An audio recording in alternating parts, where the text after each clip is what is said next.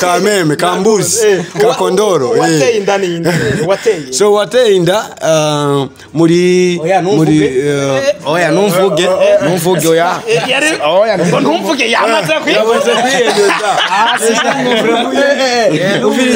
Amendo Jogola ma pose l'homme qui n'a jamais manqué la petite depuis son apparition sur la terre, l'homme qui a caressé mamba mutu sal autorisation du diable, l'homme qui a traversé la qui kivu samundinda. Minati yaka vige sinda head.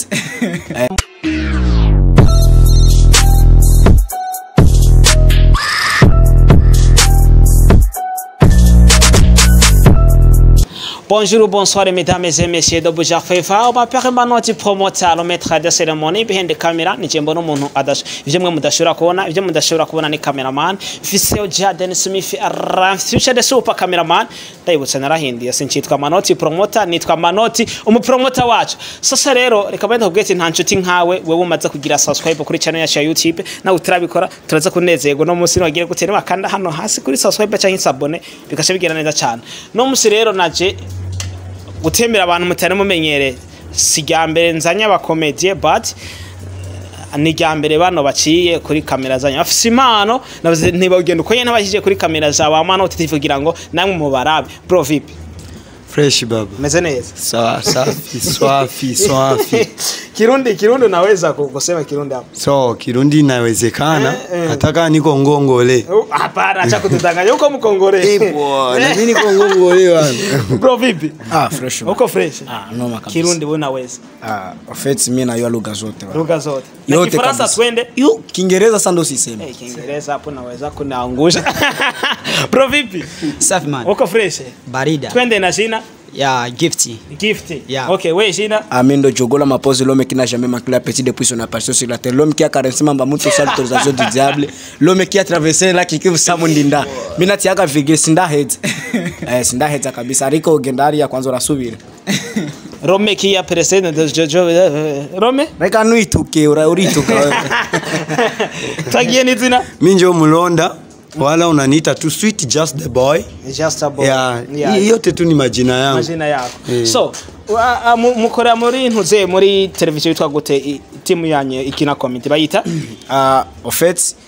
i televiziyo dukorera ko bayita ngo Babao TV ego tutaravuga n'ibintu byinshi tumaye dutumira abantu bari kwadukurikira magende kuri YouTube mwandike Babao TV kabashaka kugorora imbavu shaka gutwenga koza amenyo shaka kugorora imbavu ja kuri YouTube ariko utumva igiswahili sinzi ko ingene bihava bigiye so uravye yitwa Babao Comedy abaturi ngani Babao Comedy winje YouTube uratubona wanditse ko Babao Comedy uratubona nubwo Babao TV itaratangura gukora neza nkuko tubikeneye ariko mu misi mikeya tuzobatumirira kwinjira muri Babao TV ariko kuyu mwanya barashobora kuturonderera muri Babao Comedy uvuze ati mukurindira ko itangura gukora neza Babao TV habuze iki kugira ngo itangure gukora so just urazi yuko ibintu nkibi birategurwa kandi ushaka keza arakigura ifo rero tubanze twigure yes ni umukuvuga muri ko murategura kandi kugira utwike neza ubanza gutegura wa mukongomane yavuze Kirundi twagiye gift vipi kabisa umeze fresh muri Babao Comedy heruka gukina wewe muri Babao Comedy wakinye uri nkande wakinye urinde mbo uri musuma no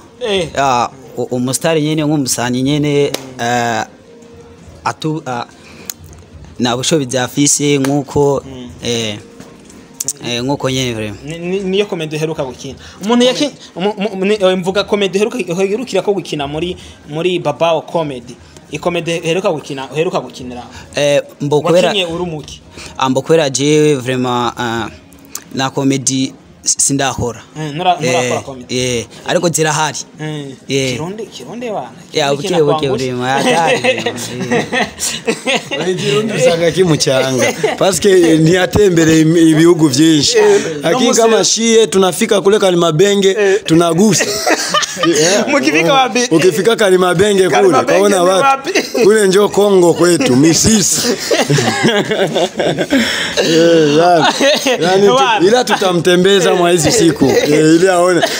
ajue lugha zote anaitwa wapi anaitwa njoo Kalimabenge Guys, bwana kipindi mimi nitakeba kweli mkiendelea kunichekesha hivi. Mimi kipindi nitakeba kweli. Bro, Siachi hujaanza bana. Siachi hujaanza. Bro, munu yakinye comedy. Bwana comedy yao yanwengeje sana. Comedy yakinye umwe yari umutama afise umukobwa. Sasa rero uri na wamutera inda. Ni muri mwebwe ni yo naiona so ni mzee wetu ule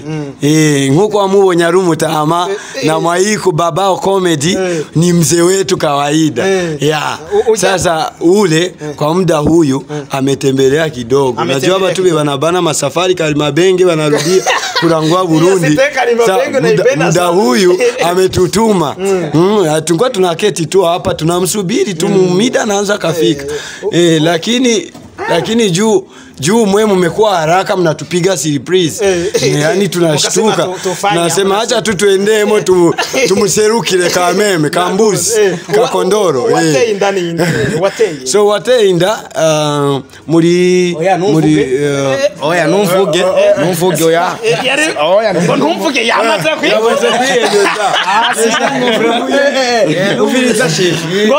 umviriza sasa wanakurikirana umuntu uzive ngo basigurire kano kantu jemba jeje umuntu yateye inda uwo agira muvuge uwashavuga ngo ntumvuge sasa rero byumvikana oya navuge urazi impamvu ndavuze uko ujya mukobwa yaraje ngo oya umvirize iwacu na butunzi tuyifiti amera ariko noshaka unuzenya ume inda yakubera kugira ngo tuje iwanyu urabona ariko cya mutama reka ndakubwira ukuri umutipe yakubeshije nuyu nyene juste bavuga ngo abarundi barayavuze ngo barayamaze bavuga ngo uyikesa amabinga abayagwa egareko ntaravuga wene yikese yuko batipi bezi siku bakipiga mimba hawaitikagi wanafuta wanajua juu sina geto bali ndafanya anatabi abitupe mu Mano TV mvuge gute ushaka kwitwa umupapa ukuriga wewe urachana munyeshure sikiliza hapa kuagi papa garçon na hapa kuagi fille mère maana yake uko tu papa kama umepiga mimba uko papa umviriza kubali tu wewe oya sino semera oya umviriza chef John ndabwira n'abantu bariko baradukurikira urabona kama uko nasoma uko mwanafunzi hakuna baba anaenda kwa masomo nani atalipia mwenzake baba yako anakusomesha jua kulipia wewe utalipia na nusu kwa baba binawezekana juu kama mtu ayazala ingali mimba hayakuwa kwanza niragaragara huko ndani mtatoka chungu hapana huko ndani mtatoka bido bro ama kontra ifata gute muri ntuze musanze mukiniramo ama kontra ifashe gute duhere kuri gift we nuraki na comedy ni aya na comedy ni muraki no kontra zifashe gute nawe nta migambi afise yo kugushiramo nawe gutangura gukina mu bandi mbo canke nawe hari ibindi bintu uzoje gukora atari gukina comedy no ambo zirahari ambo gusa nyene niturare kuri ibintu atwachiriya abitu yani yazipo yani ziko machine atwachiriya abitu lakini iko na comedy ambayo na wewe wanaweza kuona kwa hiyo comedy comedy yazipo lakini bado atwachiriya okay kontra nawe zifashe gute mambo ya kontra kwa hiyo kus kontra offense ziraje bukebuke urabona ibintu sivyo kwirukira yani tusikimbiliye ibintu byose ni ubukebuke ikintu kita contrast ikintu cyo kwirukirako urabona kuhusu comedy napo ukagenda muri YouTube Facebook ndazi ko muri Facebook nduzuye yego muri Facebook nduzuye mu YouTube wanayitera ndakwakuye oya ndazi ko ukaronera nubwo avyanga ndazi ko ndazi ko gahenda muri Facebook urasanga aka video banditse ngo yani mashauri kujua kukula bugebo abariji njo yakugura ugaye na sombe uragenda bana utaona niko pale na bafunza kuhusu kula bugena sombe ya baridi ya busubuhi Bugena na sombe ya baridi Juste uyu yarajabutse yarajabutse izi bintu byinshi. Kongo kule kwetu Ile sisi ya Kongo inaitwa Kalimabenge kule njo aribagiye system aribagiye ariyo nandi bayita ngo kamituga Kamituga Kamituga. aho kantu kumwe mu kazi na nyimwe cyane no Kalimabenge nariko ndamusigurira ingene no mujana sasa iko na furaha mingi jo nahitaji twende n'ikindi kibazo nkuko nanjye nkunda kubaza ibibazo byinshi gukina comedy umukoresheje cyane cyane ururimi rw'igiswahili ndazi ukenshi muco usanga comedy ziriko zirabwa ngaha nyene muri town eske abantu baruguru nabo ntibashikeneye gutwenga ntimukeneye ko babamenya so juste twe dukina zose dukina ariko zose nyinshi ni giswahili nubwo nyinshi turavanga kuko nitokina igiswahili gusa kandi tuzi yuko turi mu Burundi kandi ibintu vyacu birabwa n'abarundi birabwa n'abanyamahanga juste turavanga kugira umuntu wese yoroherwe nahari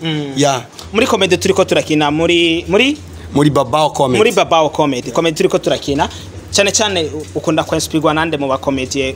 dusanzwe tuzi ngaha mu gihugu cyanye hanze y'igihugu umuntu akunda kuba inspiration yawe ngaha muri gihugu nakunda ku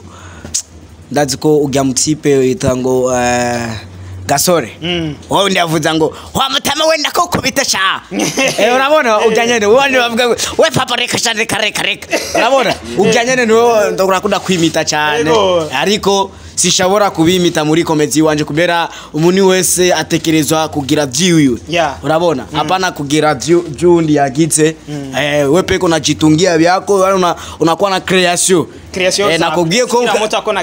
nilikwambia kana Kifaransa nakajua bitegerezwa ko fise aka creation ajewe nakubwiye ko nashize virgule ngoma ndabandanye ariko yani agasigaye rero l'homme qui a caressé mamba mutu sans l'autorisation du diable l'homme qui a ako no kamenya l'homme qui a reka ndabwire no bankurikira urazi akandi nasigaje kaitwa ngo l'homme qui a caressé mamba mutu sans l'autorisation du Satan diable mambo ya kupiga mamia tu ndugu yangu unajua kupiga mimba ni neema ni neema kupiga mimba ni neema n'ubuntu bugufiye kumana wari wo bose ugenda nyene nk'isuguru yikomeye imana yaraduhaye natwe tubahereza juste aba bantu barane amakenga cyane abantu nk'aba no mu gihugu barahari kandi nibo benshi batera inda hanyuma abavyeyi babo babarere kandi umuntu usanga ariko niko asanzwe ameze kujya ku boro arakundi boro cyane arakundi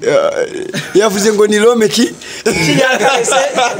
a caressé mamba mutu sans l'autorisation reka tubashimire cyane mwe badukuriye kuva mu ntango gushika kuri kano kanya nitwa Manoti Promoter nari kumwe na Babao Comedy ja kuri YouTube nenda kwereke ja kuri YouTube amushaka gutwenga nko kunye ndabaza mwambo waravye interview ndibaza watwenze wahwereye ahuri sasa rero nyamushaka kubana yitwenga ja kuri YouTube wandike Babao Comedy ewana uraza gutwenga kugira hano uzogaruka ucusaba ari mikashi yanje unshirire ko akantu ko nakwereza ahantu uzoza uragira gute uzoratwenga